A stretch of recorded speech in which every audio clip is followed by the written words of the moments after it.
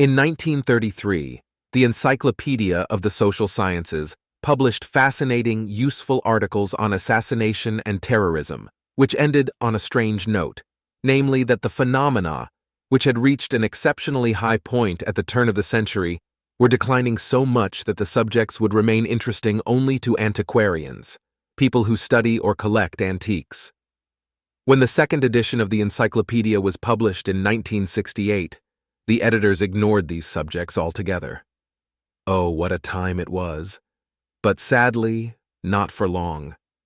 By the 1970s, terrorism, the use of intentional violence and fear to achieve political or ideological aims, primarily against non-combatants, civilians and neutral military personnel, started making a wicked comeback.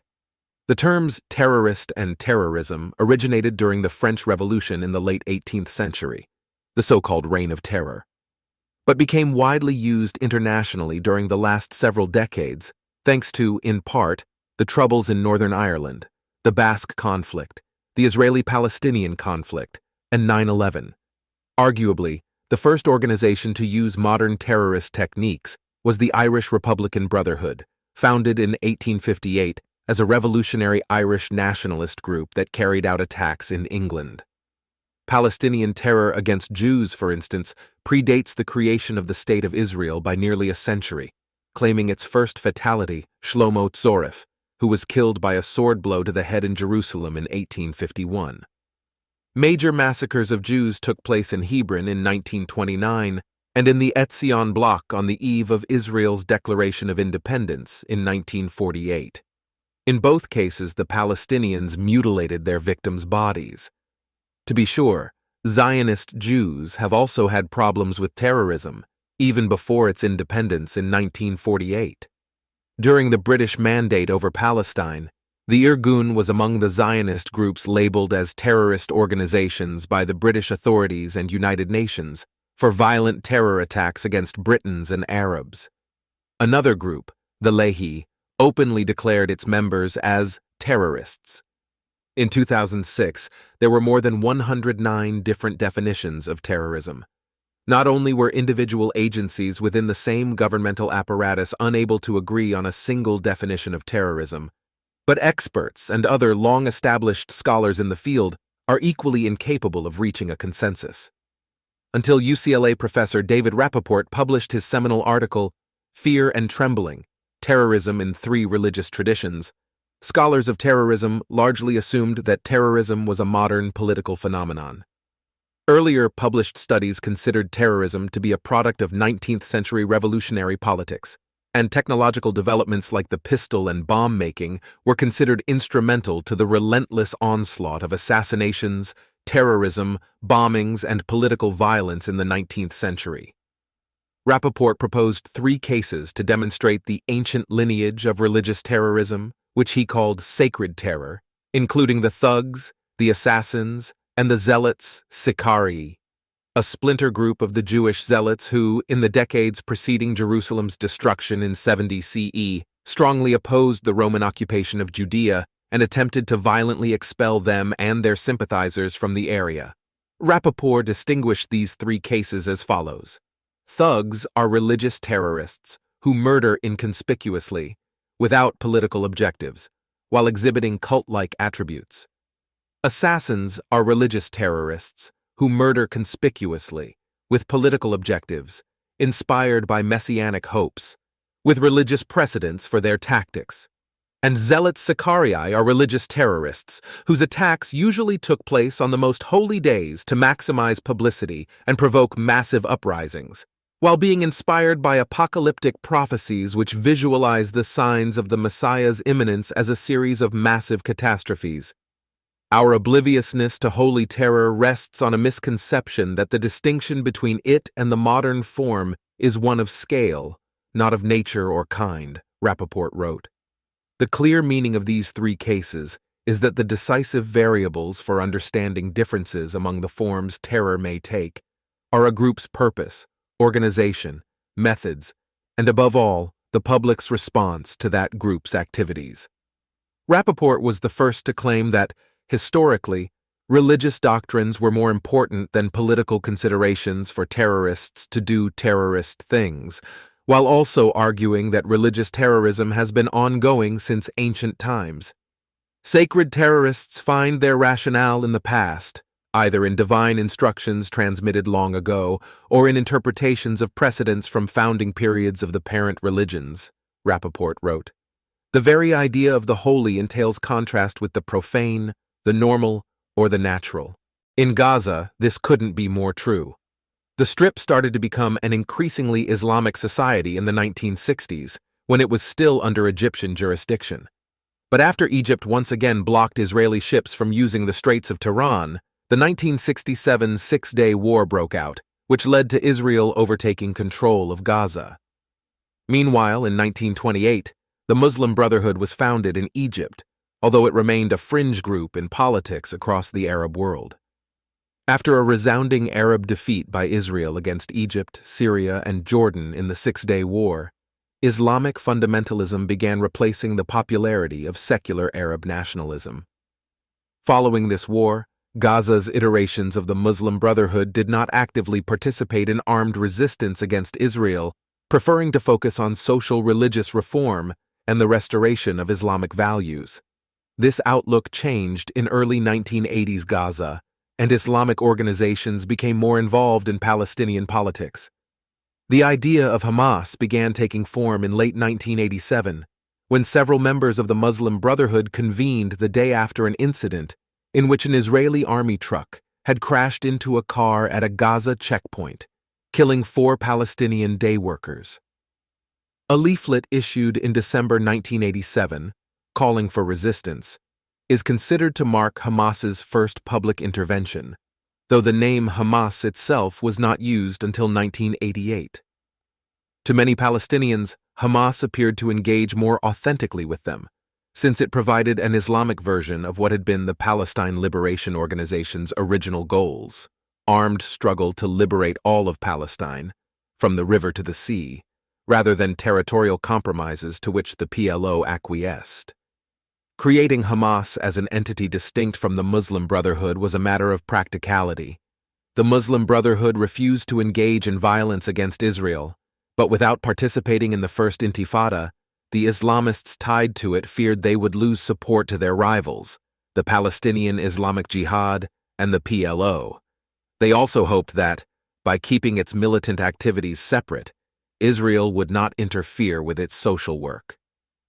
In 1988, Hamas published its official charter, wherein it defined itself as a chapter of the Muslim Brotherhood and its desire to establish an Islamic state throughout Palestine. This charter includes declarations like, Hamas is an Islamic resistance movement with an ideological program of Islam. Its roots and connections are to Salafism, Sunni Muslim, and the Muslim Brotherhood, respectively, with Islam as its official religion and the Quran as its constitution. Hamas is one of the links in the chain of the struggle against the Zionist invaders and references a hadith, an Islamic commandment, which states that the day of judgment would not come until the Muslims fight and kill the Jews. Allah is Hamas's goal, the Prophet is the model, the Quran its constitution, jihad its path, and death for the sake of Allah is the loftiest of its wishes. There is no negotiated settlement possible. Jihad is the only answer. In this way, Hamas is akin to the thugs, among Rappaport's analysis of the 3 cases of ancient religious terrorism, since they don't really have political objectives, yet very much exhibit cult-like attributes. In Israel, many people refer to the terror organization as a death cult. Since 2001, Hamas has been among the 5 most active terror groups worldwide, and it's considered to be the 3rd most wealthiest one, with some $700 million in annual revenues. What makes Hamas a particularly dangerous terror group is not that its members are able to indiscriminately kill as many Israelis and Jews to which they aspire. Instead, it's their hallmark psychological terror that makes them so troubling. Psychological terror is a common tactic used by groups that cannot render impressive military results. Even Russia, with its bona fide army, has demonstrated a broader pattern of prioritizing psychological terror in Ukraine over achieving tangible battlefield effects. The use of terrorism as a tactic is predicated upon inducing a climate of fear that is incommensurate with the actual threat, said Middle East historian Richard Bulliet. Every time you have an act of violence, publicizing that violence becomes an important part of the act itself. Hence why Palestinian terrorists didn't just come armed only with guns and grenades during their October 7th attacks.